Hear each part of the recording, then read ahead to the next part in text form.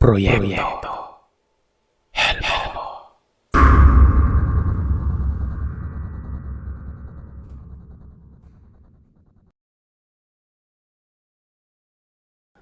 Mapagpalang araw, Sir Seth.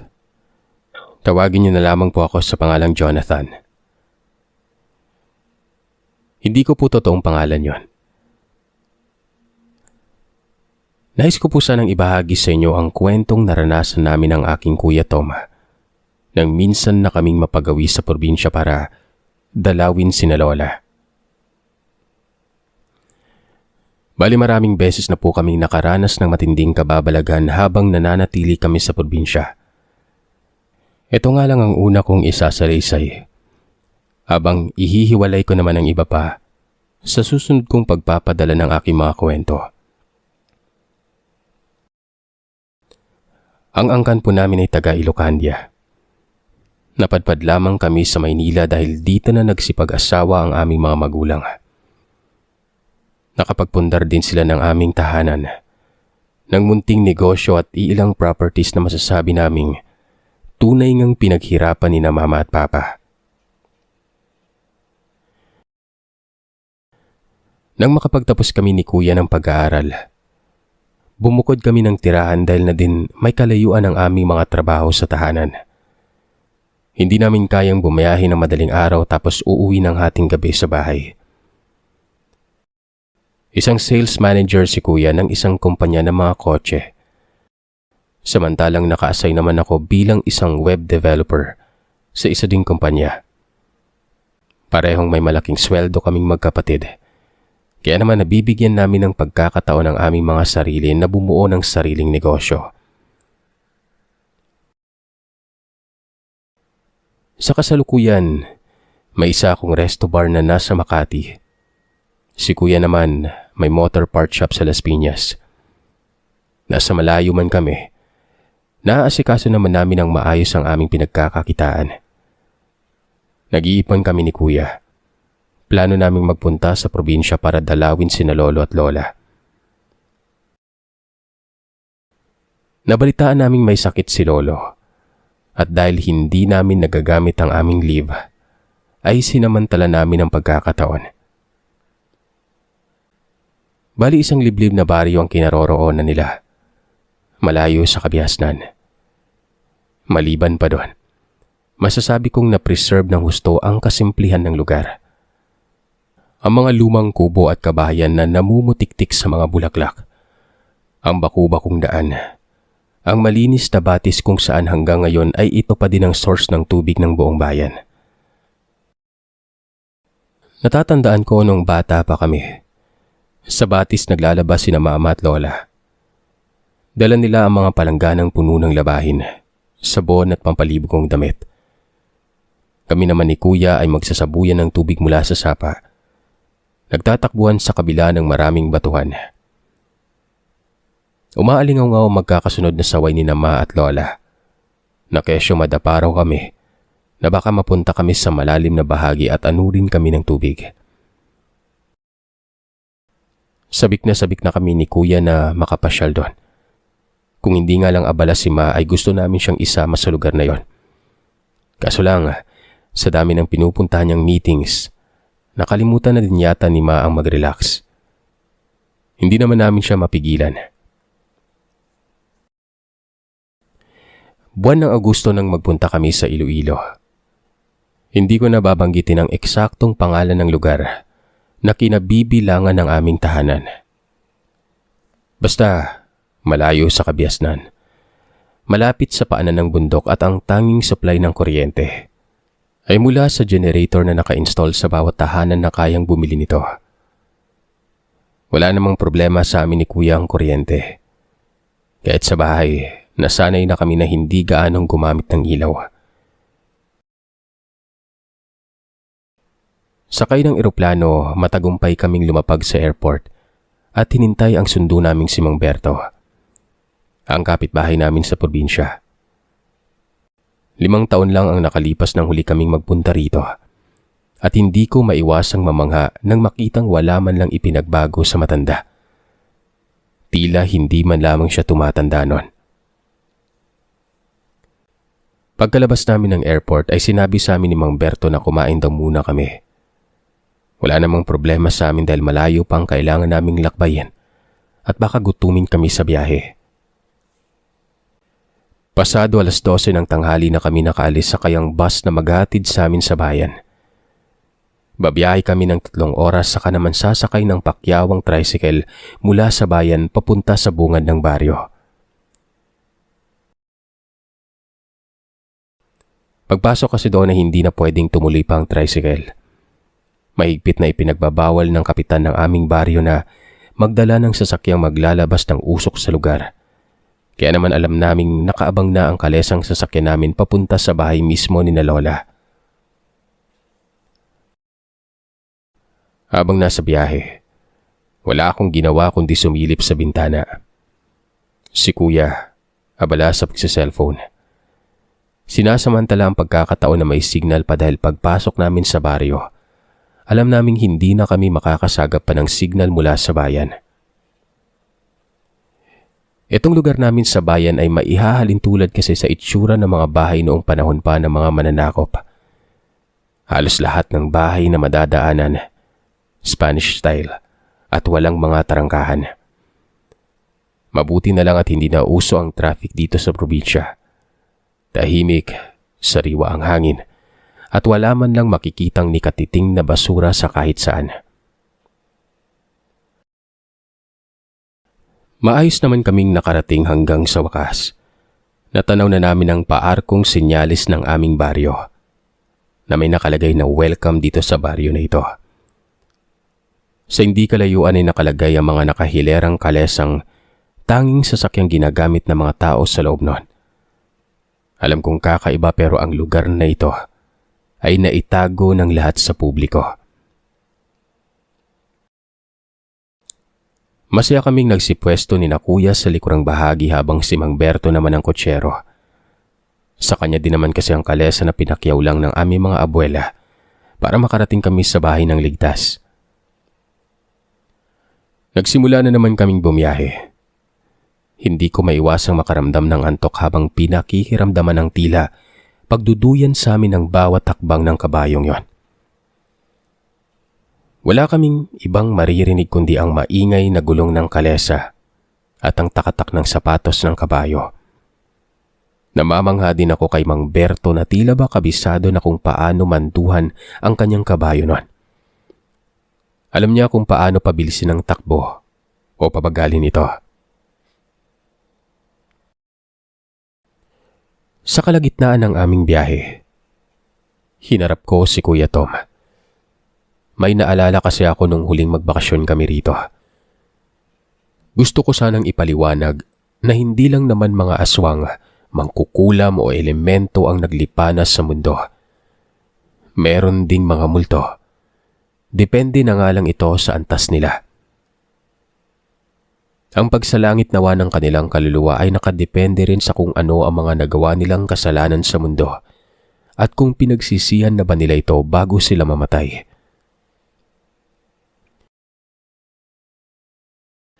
Nung huling nagtungo kami rito, nakakita kami ng isang klase ng espiritu na hindi ko akalaing sasama sa amin hanggang sa Manila.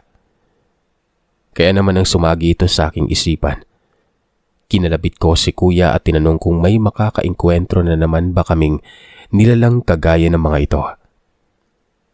Umiling si Kuya. Sabay-sabing magdasal na lamang umano ako kesa sa mag-isip pa ng kahit ano. Nanahimik ako at itinuon ang pansin sa daan. Madilim na pero nakikita namin ang paligid. Ito ay sa kadahilan ng maliwanag ang bilog ng buwan. Nakakailang minuto na ang kalesa sa pagpapatakbo ng maramdaman namin na bahagyang nagminor si Mang Berto. Sa hindi kalayuan, natanaw namin ang isang lalaki. May kapayatan, mukhang kaidaran lamang ni Pa, at may suot na damit pambukid. Walang anumang pinara niya ang aming sinasakyan kaya naisip ni Mang Berto na hintuan ang lalaking yon. Huminto ito sa mismong tapat ng lalaki sa kadumungaw. Anya, kung pwede raw ba siyang makisakay gawa ng dadaanan lang umano namin ang tahanan niya noon. Hindi kami makatanggi dahil gabi na at mukhang pagod na rin si Manong. Kaya naman umusod ako at binigyan siya ng espasyong upuan. Nagpakilala siya bilang si Mang Tasyo, isang manananim ng tabako. Nagkatinginan kami ni na Kuya at lumingon sa amin si Mang Berto. Sabay-sabing kawawa naman daw yung tao kung hindi namin isasabay. Kaya sumang-ayon na kaming lahat at muli nang lumarga. Habang nasa biyahe kami ay panay ang kwento ng lalaki. Kaya siya napakatahimik na ng paligid. Kung sa panahon ngayon ay may krimen pa bang nangyayari at kung umabot na ba sa aming lugar ang makabagong teknolohiya. Nung araw daw kasi, kontento na ang mga tao sa gasera at mga sulo.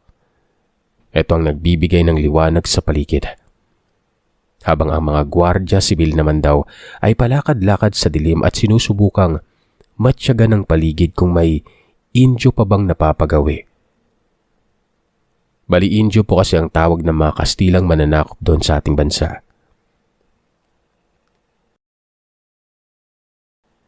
Mas lalong napakunot ang aking noo sa kanyang sinabi. Ang mga katagang Indio at gwardya sibil ay ginagamit lamang ng mga sinaunang Pilipino. Nakalaunan ay nagbago na ng katawagan sa pagdaan ng panahon. Bahagya akong umisi at sinabi pa kay Manong na parang sinaunang tao ang galawan niya. Si Kuya naman, pinandilatan ako bilang pagsaway pero hindi nagpapigil si Mang Tasyo at nagsalita siya ng nagsalita. Hanggang sa mapagawi ang pinag-uusapan namin sa mga nagawa niyang kasalanan. Anya, 9 na beses siyang nakagawa ng kasalanang pinakamatindi sa lahat kaya inuusig siya ng kanyang konsensya dahil rito. Naintrigang tinanong ko siya kung ano ba ang mga kasalanang ginawa niya. Habang ginagawa yon, napatitig ako sa forma niya. Nakasuot siya ng salakot at kamison. Ang sapin sa paa ay tsinelas na hindi ko matiyak kung tsinelas pa talaga o hindi nun. Pinakikinggan ko siya at masasabi kong napaka-weirdo ng kanyang mga kinuwento sa amin. Ayon sa kanya, nagkaanak daw siya sa isang madre. Tapos ay may ninakaw umano siya na mahalagang kagamitan sa may simbahan. Ang sumunod ay may pinatay siya. Hindi lamang iisa, 2 o 3 katao nun. Detalyado niyang ikinuwento na dati siyang naging matador ng karne ng tao. Kabisado niya ang bawat parte ng katawan. Kaya naghatid ito ng kilabot sa bawat himaymay ng aming katawan nun.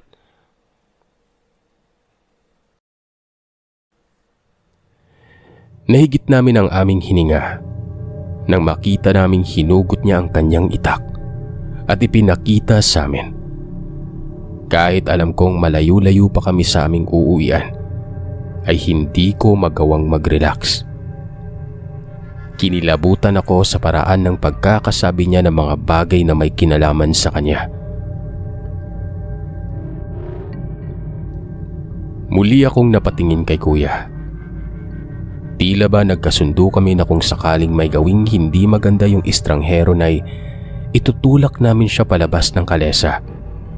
Pagtutulungan. Pero ang inaasahan naming maras niyang galaw ay hindi naman nangyari. Sa halip, nagmakaawa ang lalaki na baka may madaanan pa kaming simbahan nun.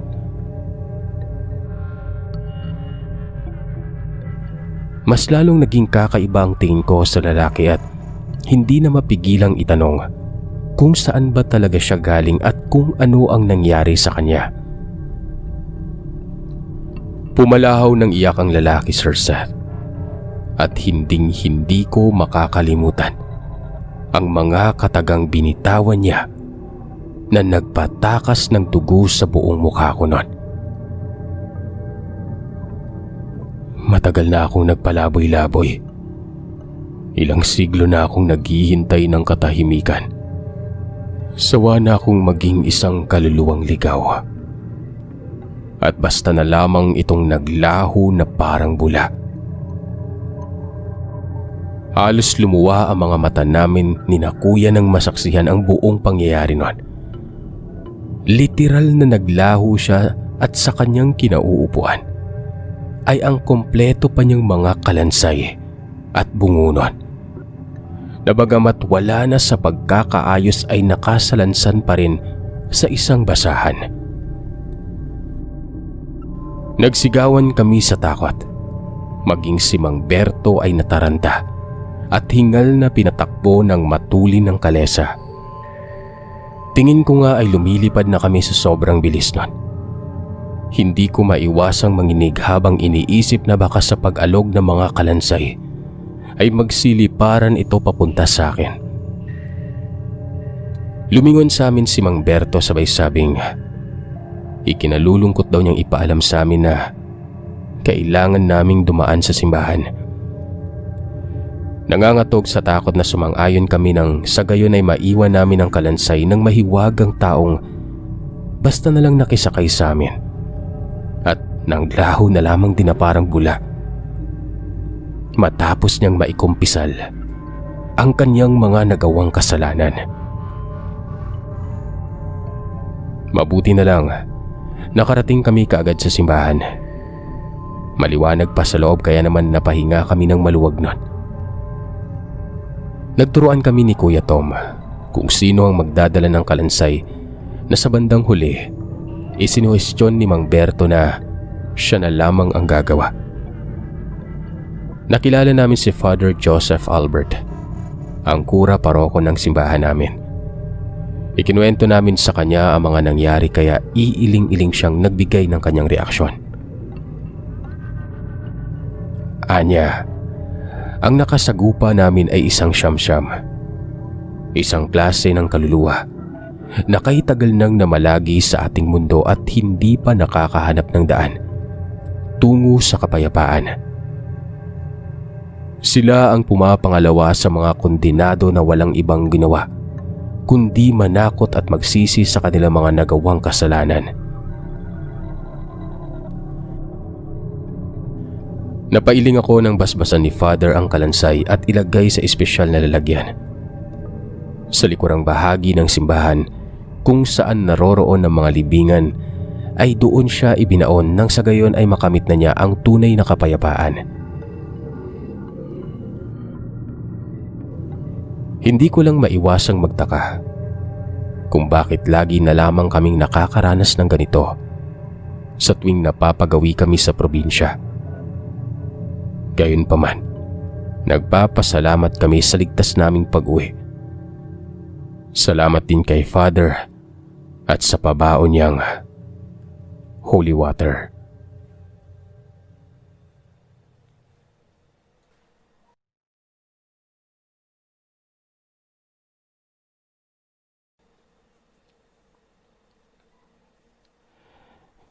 Good day, Sir Seth.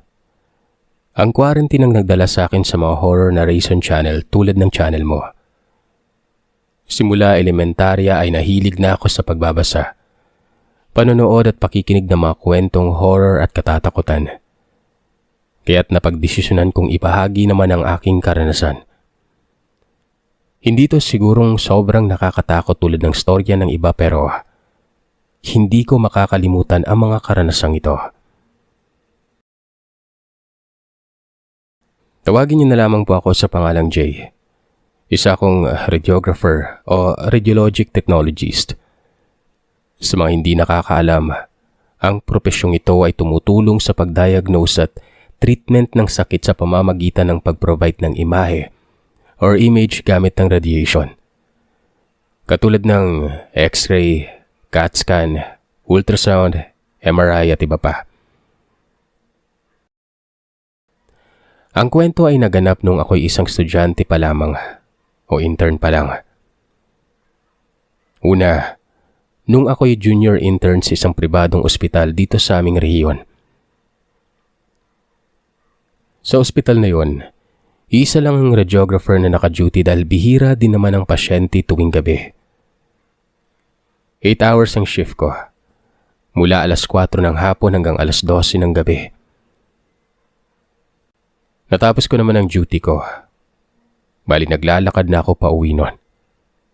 Walking distance lamang yung ospital sa boarding house ko.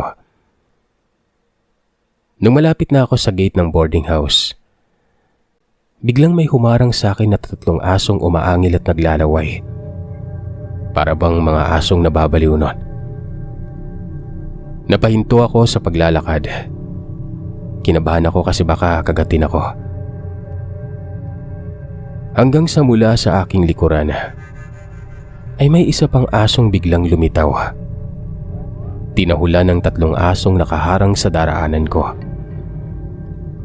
Yung 3 aso na humarang sa akin ay unti-unting umatras sa may madilim na parte na nagbigay daan sa akin para makalapit sa gate ng boarding house.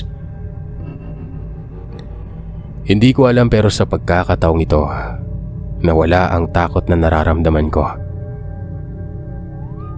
Sa pagkakataong ito ay nasa likod na ako ng isang aso at binubuksan ang gate ng bahay abang ang aso ay patuloy pa rin sa pagtahol doon sa 3 aso na yon. Maidagdag ko lang na yung aso na ito na tila ba humaharang dito sa 3, mas maliit kumpara doon sa 3 yon. Nang maisara ko na ang gate at mailak ito, nilingon ako ng aso at tumitig sa akin bago umalis.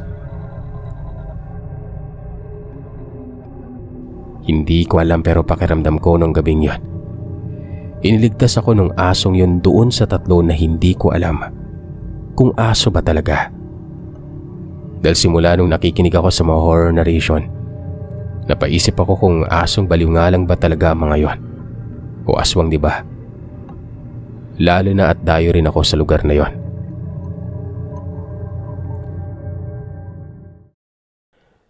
Pangalawang karanasan ko naman ay naganap sa harap ng ospital. Night duty na naman po ako noong mga panahon na yon. Alas 7 ng gabi hanggang alas 7 ng umaga ang duty ko. Naghabol kasi ako ng duty hours nun. Mga bandang alas 10 o alas 11 ng gabi ay nagpaalam ako sa radiographer on duty na bibili lang ng makakain. Pumayag naman si sir. Nagpabili na rin siya ng pagkain niya. Sa ganong oras ay sarado na ang entrance ng ospital at ang pwede na lamang labasan at pasukan ay ang emergency room. Bali doon po ako lumabas at eksaktong tawid lang mismo ng ER ay yung burger machine kung saan ako bibili ng makakain. Habang pinapanood ko yung nilulutong burger, may narinig akong tricycle na huminto sa tapat ng ospital. Napalingon po ako at pinanood ang mga taong lumabas galing sa loob ng tricycle at binuhat ang isang matanda papasok sa ER. Ang isa naman ay bumaba galing sa likod ng driver. Habang nakatitig ay napailing na lamang ako at naibulong ko ang mga salitang, "Wala na yan." Nagulat din ako sa sinabi ko. Gawa ng parang may bumulong din lang sa akin nun at naisatinig ko lang. Habang nakatingin pa rin sa may tricycle ay napansin kong may lumabas dito na isang malaking lalaki at sobrang itim niya. Nagtaka ko kung paano siya nagkasya gawa ng maliit lang yung sidecar ng tricycle. Naagaw naman ng tindera ang atensyon ko nang tanungin niya ako kung take out ba o kakainin ko doon.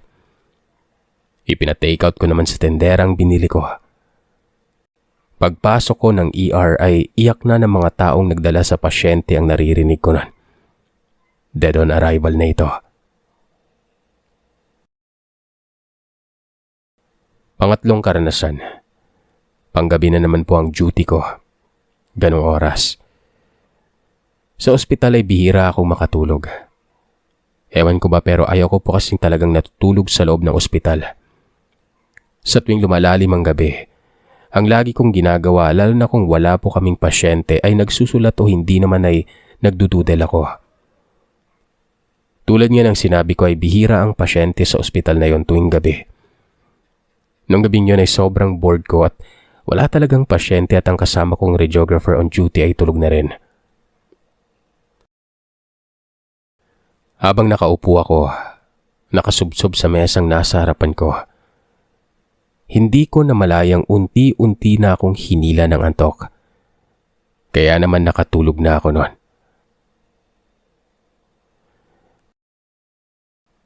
Nang walang ano-ano, bigla akong naalimpungatan dahil sa may naramdaman akong humawak sa balikat ko. Yung parang tap lang. Akala ko ay yung radiographer na kasama ko pero nang lingunin ko ay walang tao sa paligid ko noon.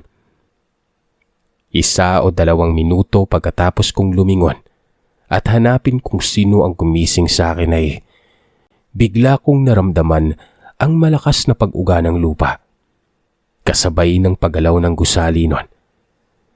Nang biglang nagwika ang kasama kong radiographer na lumilindol. 3 metro ang layo niya sa akin.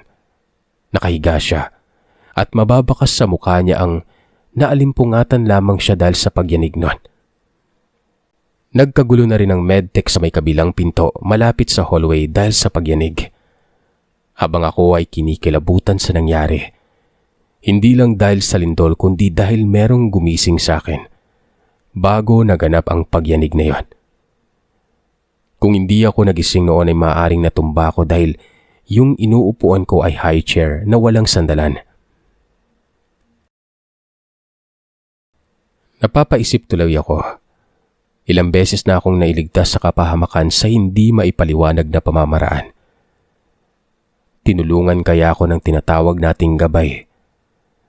O meron bang anghel de la guardia kung nagbabantay sa akin?